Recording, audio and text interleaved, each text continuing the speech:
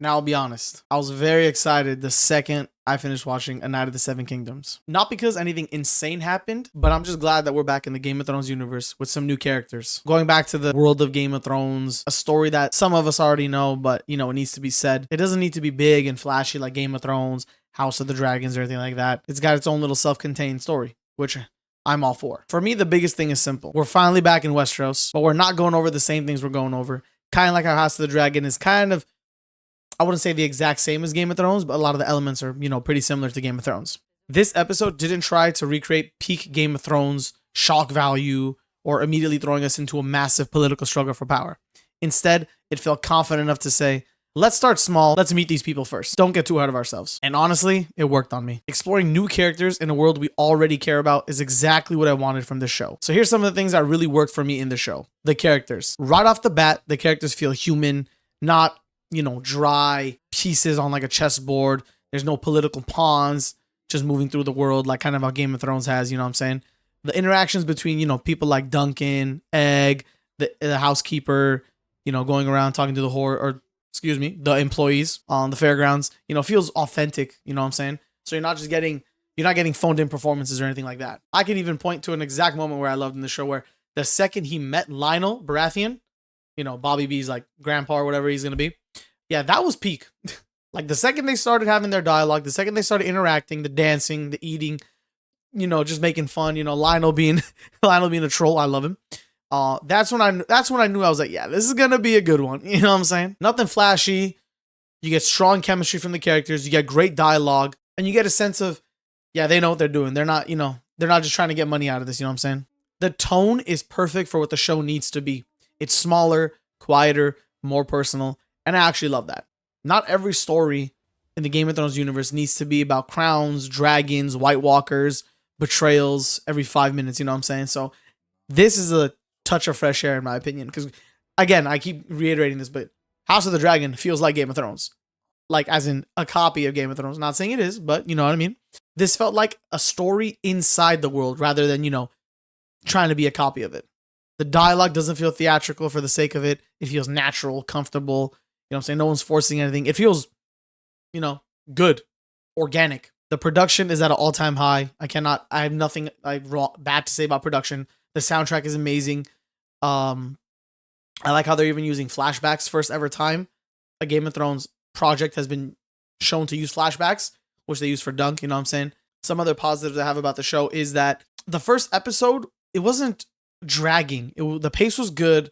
There were jokes in there. There were serious moments. There was build up. There was, a little bit of action. You know what I'm saying? So you get a little bit of everything in episode 1. The only concern I'm getting is I saw that the episode times, they were very short when I was able to see it. I saw that episode 1 was 40 minutes plus, but everything else was sub 40.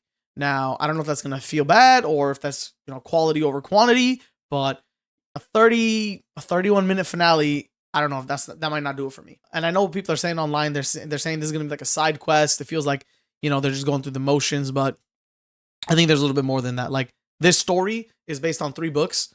So there's not really much, like 3 short stories. There's not really much you could go off of unless you're going to make stuff up. And you want to be as true to the source material as you can be. So 3 seasons or 3 books should be fine. I think it's going to be 3 seasons anyway. If I had to compare it to Game of Thrones, it would definitely be less epic, but that's okay. Because Game of Thrones had the build-up, Game of Thrones had the cast, Game of Thrones had everything going for it, you know what I'm saying? This one, they just have to know where to find their good spots and hammer those in. They should not try and copy Game of Thrones. They should not do any of that. Just find what they're good at and do that to perfection. The story just started. It doesn't need to be a massive political struggle for power right out of the gate, and it's probably not going to be, Duncan's just a hedge nut, you know what I'm saying? He's just the guy who gets things done. Let's go over some of the people's comments about this. But before I go over some online reviews and how people are feeling the show, I would give episode 1 a 9 out of 10. Great intro opening. Great intro episode to the new series. Get to know a lot of the characters. It's not like spilling everything in your face. You can absorb it. I watched it with my sister. She has not seen Game of Thrones, but she was following along. The plot was going for her. She was asking questions like, who is this guy? What is he doing? But, you know what I'm saying? Overall, she was understanding Duncan, Egg, Lionel, the important people. So, and why, he's trying to do what he's trying to do, trying to go to get his name enrolled in a tournament so he can, participate, win money, all that stuff, become a knight, which We'll get to a little bit about the whole Knight situation later, but let's see what people on Twitter are saying about this. Me, the entire episode of A Knight of the Seven Kingdoms. Yeah, man, it was good to be back in the show, bro. It was good. No dragons in the Knight of Seven Kingdoms, no White Walkers, no massive battles for the throne. Just a young hedge knight trying to prove his worth at a tournament. Sometimes the small stories hit the hardest. And I mean, bro, the cinematography, look at these shots, bro. Like, what are we talking about here? This is peak game. Oh my God. When they were under the tree, they saw the shooting stars, they're in the tent. Like, everything's so good about the production. No context, episode 1, A Knight of the Seven Kingdoms. A naked man, poop emoji, the slaps, the dance. Hey, if you know, you know. That's all I gotta say about that. If you know, you know. Ooh, not that. Here's interesting. They're calling A Knight of the Seven Kingdoms a sitcom in Westeros. And honestly, that's exactly what the franchise needed. Lighter tone, actual humor. You can see the night scenes. Not everything needs to be dark and miserable. And that's a good point, to be honest. I mean, if you really think about it, this is what the franchise needed, because when they made the prequel series, House of the Dragon, the story of House of the Dragon is just as, or maybe if not more, serious and gritty and gory and all that stuff. It was the Dance of the Dragons, you know what I'm saying? So this is kind of like a good fill-in spot for until House of the Dragon comes back, later this year. So, I like this. It does need this. I do agree. Might have to agree with that. I wasn't mentally prepared for that shit, pun intended. Whoever's brilliant idea was to add the unnecessary cut to a scene on the very first episode. Oh yeah, if you guys didn't know, the Game of Thrones music starts playing. It gets closer and closer. It's about to do a beat drop. And Dunk just takes a shit. You know what I'm saying? But yeah, a lot of people are talking about Sir Duncan's poo, but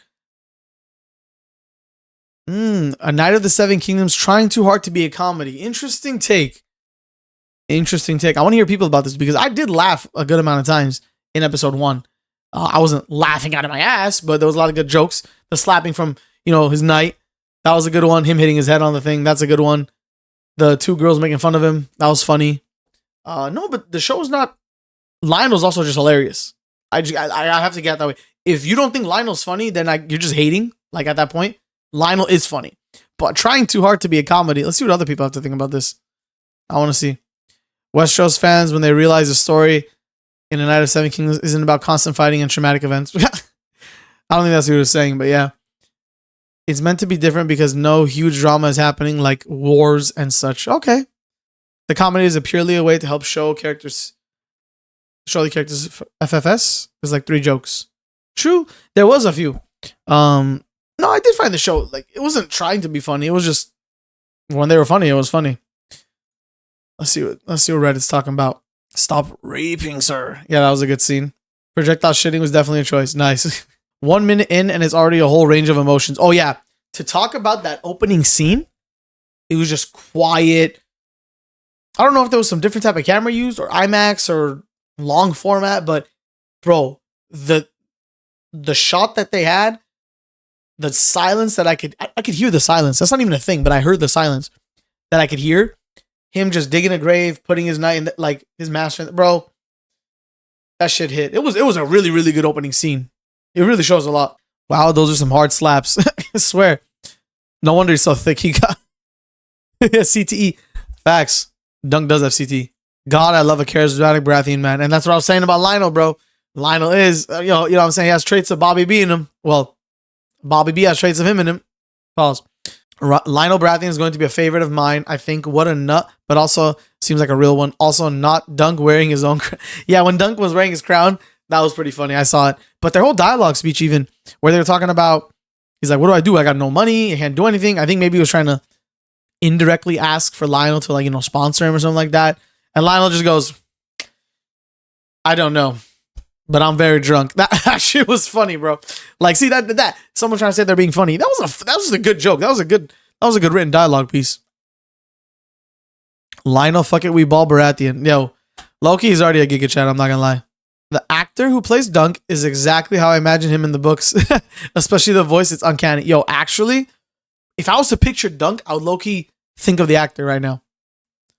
Yep, Dunk wearing the crown, talking about poop again. So, yeah. Any more different topics? But what did you guys think of the episode? I mean, overall, very good intro. Not like a lot of like build up happened, like building stuff up for the next couple of episodes. Nothing like crazy happened if you're gonna talk about crazy. But yeah, he just buried his master, took on being a knight, where I don't think he did become a knight, but yeah, what do you guys think about that? Do you guys think he should have done that, or do you guys think he should have done it, or he should just be honest? I don't know. But he low-key is a knight, so we ball. Yeah, he goes to enroll in the tournament, and we'll see what happens there. Let me know what you guys think. I want to read your comments down below about the episode overall. This is kind of the first time I've done a video like this. Maybe I'll do it more of a structure next time, but that's gonna do it for this one. See you guys in episode 2. Peace, and I'll try to get it out way faster.